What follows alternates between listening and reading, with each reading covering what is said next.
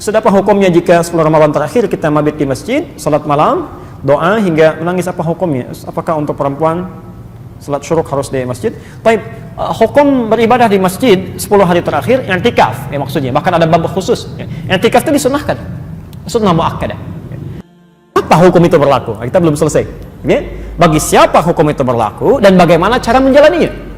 Baik. Pertama, hukum ini berlaku bagi setiap muslim dan setiap juga muslimah yang memiliki keluangan dalam menunaikannya sesuai dengan ketentuan syaratnya. Ya. Pertama, laki-laki nggak ada persoalan. Nggak ada persoalan. Ya, dia bisa i'tikaf di masjid, umumnya tidak ada masalah. Ya. Tapi untuk perempuan setidaknya ada 3 syarat yang melekat. Ini disepakati oleh ahli fikih. Ya. 3 syarat yang melekat. 1, terbebas dari fitnah. Dari fitnah. Ya. Jadi jangan sampai misalnya suaminya di rumah, istrinya ke masjid. I'tikaf di masjid itu nggak boleh. Ya, nggak boleh ya. Harus ada mahram yang sekiranya ada atau teman-teman yang sekiranya bisa memberikan rasa aman. Termasuk pakaian. Ya, pakaian. Oh, semangat i'tikaf tiba-tiba bawa pakaian yang maaf ya menampilkan aurat yang tidak pantas dilihat, itu pun tidak baik. Yang kedua, aman dari segi tempat.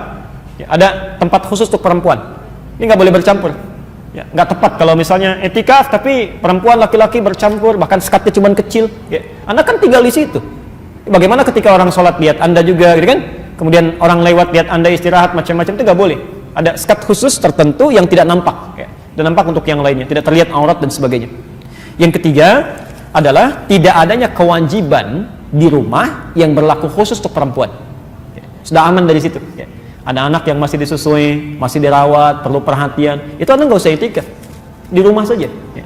Dan masya Allah berita baiknya, kalau mau dicatat silahkan di Al-Bukhari nomor hadis 2996. Ya. Saya bacakan aja hadisnya. Idza maridal 'abdu aw safar kutiba lahu mithla ma kana alaihi muqiman sahihan. Masyaallah. Jika seorang hamba memiliki uzur, ya, atau bahkan uzurnya cuma safar, ya, safar. Saya mau safar nih ke Bandung, ya, nanti misal istirahat di kilometer 57, macetnya luar biasa. Ya. Biasanya sholat sunnah karena situasi harus cepat, ya maka jamak qasar. Ya, jamak satukan zuhur dengan asar, misal qasar kurangi rakaatnya dari 4 jadi 2. Ya, tunaikan 2. Anda nggak sempat sholat sunnah. Itu kata Nabi, walaupun Anda tidak menunaikannya karena terbiasa, itu pahalanya diberikan kepada Anda, tetap dituliskan. Ya, tetap dituliskan. Ya. Maka bagaimana dengan seorang perempuan, misal yang dalam keadaan sucinya selalu beramal, baca Quran, ya, salat sunnah macam-macam, itu dalam keadaan haidnya, itu pahalanya dituliskan. Semuanya, walaupun ibu tidak mengerjakannya. Jadi Allah saya katakan, rugi seorang perempuan kalau dia tidak beramal di masa sucinya, itu saat haidnya cuma pahala fardunya aja. Itu rugi besar. Ya. Nah, kaitan dengan i'tikaf, Nabi menyampaikan di hadis Muslim, Anda temukan kisahnya seorang perempuan Ansar datang kepada Nabi sallallahu alaihi wasallam, ya, menyampaikan, "Ya Rasulullah, enak jadi laki-laki," katanya. "Nah," kata Rasul, "kenapa? Gimana?" "Enak sekali, ya, mau haji nggak usah ada mahram, mau jihad bisa kapan saja, mau ke masjid juga bisa nyaman. Ya, kami bagaimana?" Kata Nabi, komentar pertama, "Ini pertanyaan terbaik." Jadi ada sahabat, kata Nabi, tidak ada pertanyaan sebaik yang ini. Kata Rasulullah, "Sampaikan pada kawan-kawanmu." Padahal Nabi tidak diberitahu kalau dia ini utusan.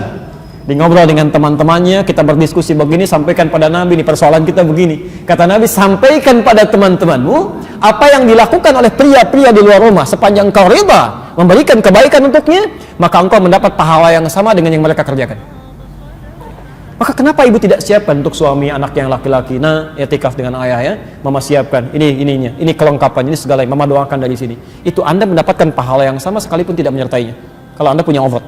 Nanti saya kisahkan di akhir kalau masih ada waktu, bagaimana seorang perempuan dan suami bisa kompak punya program menghafal Quran padahal di 2 tempat yang berbeda. Nanti Anda lihat bagaimana Allah memberikan kemuliaannya. Ya. Jadi itu yang pertama. Nah, kalau sudah ada di masjid, bagaimana acaranya? I'tikaf itu kan dari kata akaf. Akaf artinya fokus. Fokus pada sesuatu.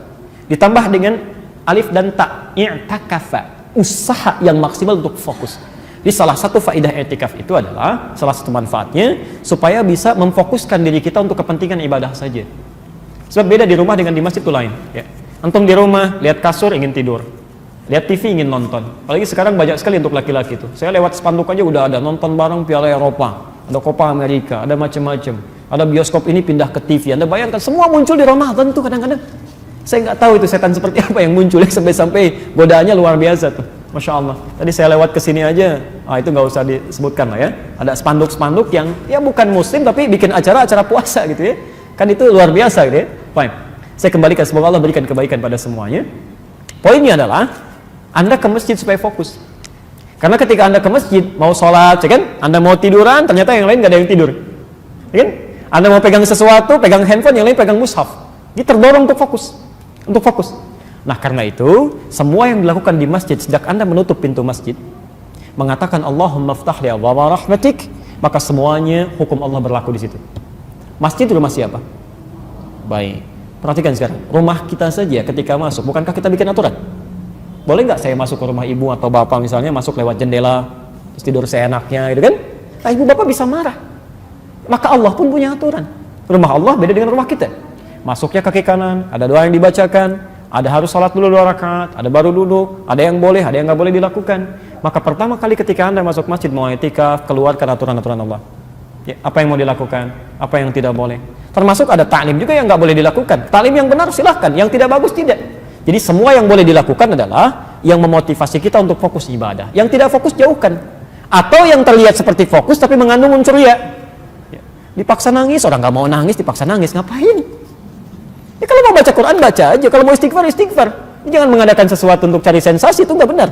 Ya, termasuk kegiatan yang tidak bermanfaat, tutur yang tidak bermanfaat, ta'lim yang tidak bermanfaat, ada itu kata Nabi.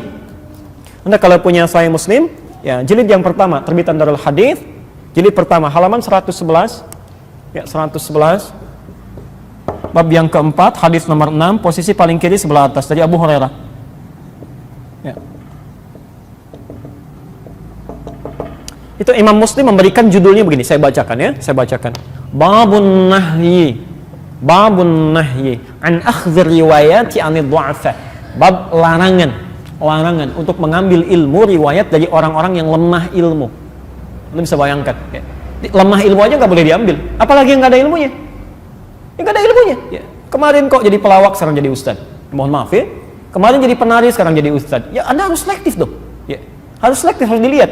Ya mereka mungkin ingin merubah kan, tapi dalam konteks dia menyampaikan sesuatu, kalau tidak ada ilmu nggak boleh diambil. Lemah aja nggak boleh.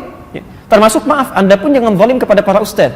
Kalau ustaz bukan di bidangnya, jangan diberikan materinya. Ya, misal ada ustaz spesifikasi di bidang A, spesialisasi Quran, jangan Anda kasih hadis misalnya, nggak akan nyambung. Ya, atau Anda kasih fikih, nggak akan nyambung, bisa keliru nanti.